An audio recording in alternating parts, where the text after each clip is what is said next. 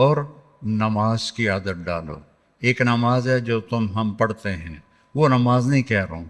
فَإِذَا فَرَغْتَ فَانصَبْ، نصب گڑ جانا، جیسے یہ بوتل ہے نا، یہ یہاں آ کے گڑی تو نہیں لیکن ایسے کھڑی ہے، تو اللہ کہہ رہا ہے فَانصَبْ، ایسے جیسے لکڑی کو ٹھوکا جاتا ہے نا زمین میں، اور کچھ اس کا حصہ اندر چلا جاتا ہے اور اوپر والا ایسے ہو جاتا ہے، تو نماز کے لیے ایسے کھڑے ہو، ایسے۔ عبداللہ بن زبیر پر حجاج حملے کر رہا تھا اور وہ حرم میں نماز پڑھتے، کوئی پتھر یہاں سے گزرتا، کوئی یہاں سے گزرتا، کوئی یہاں سے گزرتا، اور ان کے جسم میں ایسے بھی نہیں ہوتا تھا، ایسے، اتنے اطمینان سے نماز۔ وَإِلَىٰ رَبِّكَ، بولو، فرغب، رغبت کی نماز، نماز میں دل لگے، نماز میں کھڑے ہو جاؤ، نماز میں کا انتظار کرو، نماز کو اپنے مسائل کے حل ہونے کا ذریعہ بناؤ، نماز میں دعائیں مانگنا سیکھو۔ ہم دعا نہیں مانگتے، دعائیں مانگنا سیکھو، یہ بہت بڑا سبب ہے۔ اسباب ظاہریہ اختیار کرو اور نماز کو سب سے بڑا سبب بناؤ۔ اذا حزبہ امر فزع الی الصلاۃ، جب کوئی مشکل آتی تھی آپ نماز پڑھتے تھے، جب کوئی مشکل آتی تھی آپ نماز پڑھتے تھے۔ 3 دن گزر گئے، کھانے کو کچھ نہیں ملا، تو حضرت عائشہ سے کہنے لگے چلو آج میں اللہ سے جا کے بات کرتا ہوں۔ مسجد میں گیا، نفل شروع کر دی، ایک ستون کے پیچھے 2 نفل پڑھتے، پھر سلام پھیر کے دوسرا ستون، اللہ اکبر، پھر سلام پھیرا تیسرا ستون، اللہ اکبر، پڑھے جا رہے ہیں۔ اتنے میں حضرت عثمان آئے، اماں جان اللہ کے نبی کہاں ہیں؟ ان کا 3 دن سے فاقہ تھا، اللہ سے مانگنے گئے، تو وہ زارو قطار رونے لگے، مجھے کیوں نہ کہا، عبد الرحمن بن عوف کو کیوں نہ کہا، ثابت بن قیس کو کیوں نہ کہا، یہ سارے مالدار تھے۔ بھاگے بھاگے گھر گئے، پورا اونٹ بھر کے راشن کا لے کر آئے، اور آ کر وہاں اللہ کے نبی کے گھر اتارا، اور پھر بھاگے بھاگے گئے اور گھر میں جو سالن تیار ہو گیا تھا وہ اٹھا کے لائے، اور روٹیاں اٹھا کے لائے، اور آ کر دیا کہ پکانے میں دیر لگے گی۔ جب اللہ کے نبی واپس آئے، پوچھا عائشہ کچھ ہوا؟ کہ یہ دیکھیں اللہ تعالیٰ نے سب کچھ کر دیا ہے۔ کہ یہ کون لایا ہے؟ کہ یہ عثمان لایا ہے۔ تو آپ نے ایسے ہاتھ اٹھائے، اے اللہ میں عثمان سے راضی ہوں، تو بھی اس سے راضی ہو جا۔ اے اللہ میں عثمان سے راضی ہوں، تو بھی اس سے راضی ہو جا۔ اے اللہ میں عثمان سے راضی ہوں، تو بھی اس سے راضی ہو جا۔ تو نماز کو اپنا وظیفہ بناؤ۔ یہ آج کل کے یہ سوشل میڈیا اور بہت سے ایسے نادان لوگ، یہ وظیفہ پڑھو، یہ وظیفے پڑھو، یہ پڑھو، یہ پڑھو، یہ سب فضولیات ہیں۔ سب سے بڑا وظیفہ نماز ہے اور دعا ہے۔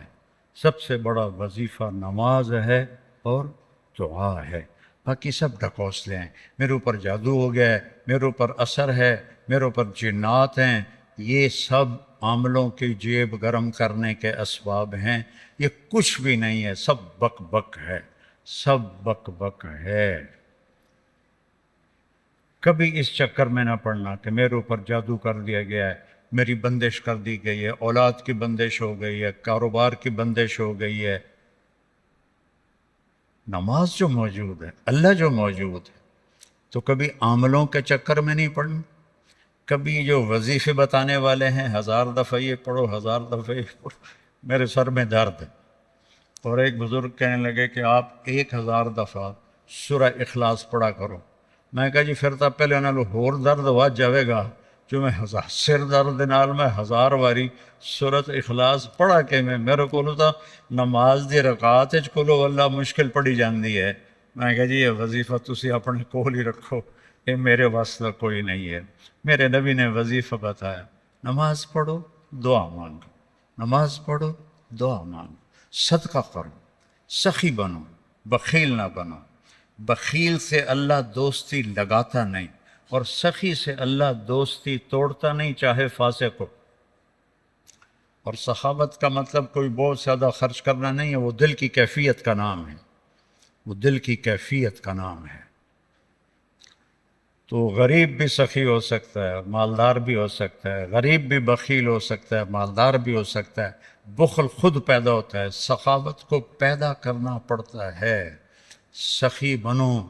مولویوں میں سخاوت بہت کم ہے، بلکہ ہے ہی کوئی نہیں، کیونکہ شروع سے لینے کا جو کام شروع ہو جاتا ہے تو دینے کو دل ہی نہیں کرتا۔ تو دینا سیکھو تاکہ اللہ تمہیں دے، کھلانا سیکھو اللہ تمہیں کھلائے، پلانا سیکھو اللہ تمہیں پلائے۔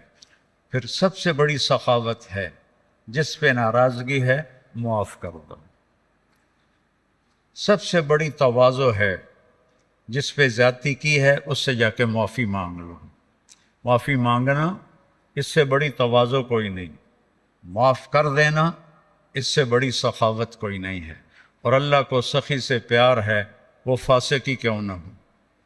سامری نے بچھڑے کی پوجا کروائی، اللہ نے کہا ان سب کو قتل کرو، وہ قتل ہو گئے۔ سامری نے پکڑا ہوا آ گیا، اللہ نے کہا موسیٰ سامری کو چھوڑ دے۔ کہ یا اللہ، وہ بدبخت تو سب کو بچھڑے کی پوجا پہ لگانے والا۔ اللہ نے کہا سخی ہے، سخی کو قتل کرنا مجھے اچھا نہیں لگتا، آپ ہی مر جائے گا۔ وہ بخار میں مر گیا۔ تو سخاوت ایسی چیز ہے جو کفر و نفاق میں بھی کام دے جاتی ہے۔ بیٹا سخی بنو۔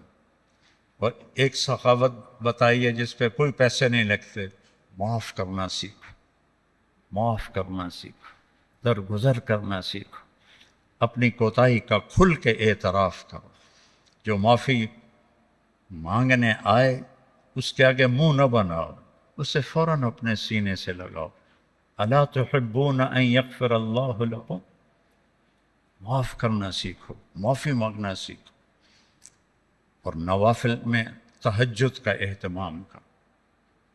یہ شعار الصالحین ہے۔ آپ نوجوان ہو تو آپ 70 سے بھی آگے چلے گئے، تہجد کا اہتمام کرو۔ نوافل اس سر درد میں، میرے نفل کبھی چھوٹتے ہیں، ورنہ 40-50 نفل روزانہ پڑھتا ہوں۔ میری تہجد قضا نہیں ہوتی سوائے شدید تکلیف کے۔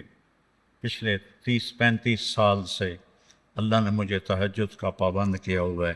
یہ میں تم میری اولاد ہو، تمہیں ترغیب کے لیے سنا رہا ہوں، کوئی اپنی بزرگی نہیں جتا رہا ہوں، کہ تمہیں پتہ چلے کہ بیماری میں بھی اگر اہتمام ہو سکتا ہے تو اس جوانی میں کیوں نہیں ہو سکتا۔